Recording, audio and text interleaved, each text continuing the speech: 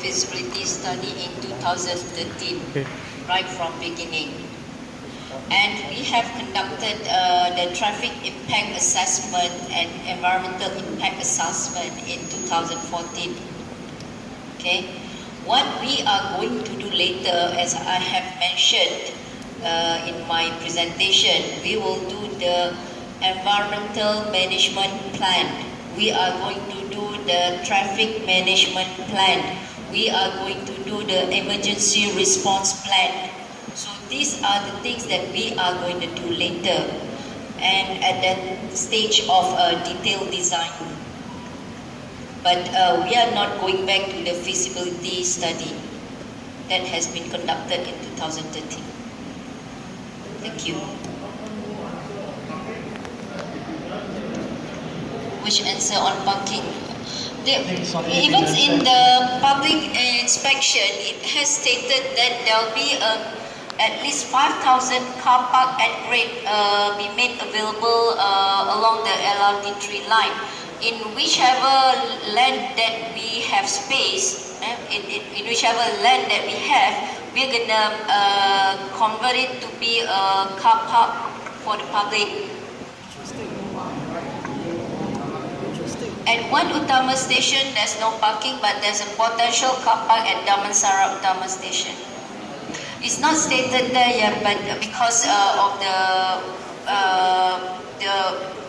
location has been identified, the squatters area has been identified recently when we had our discussion with YB.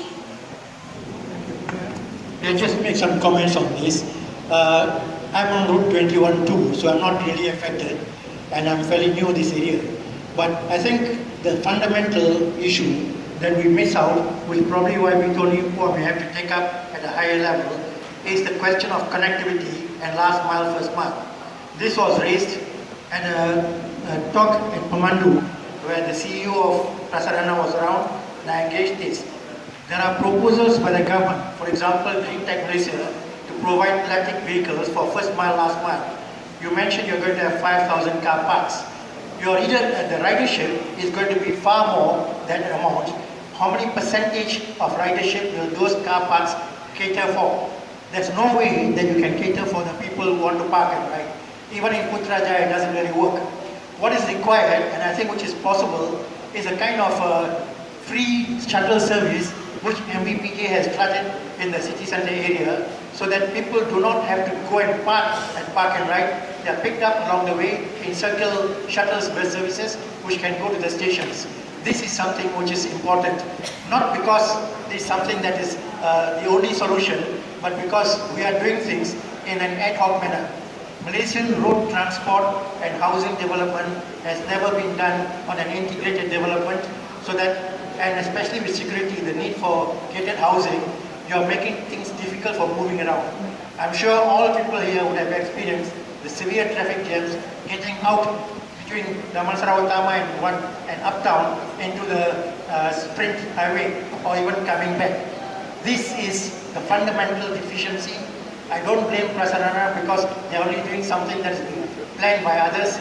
It's the planners at the federal level and the state level who need to be taken to task to solve those primary issues for the public transport to be successful as it is in Singapore.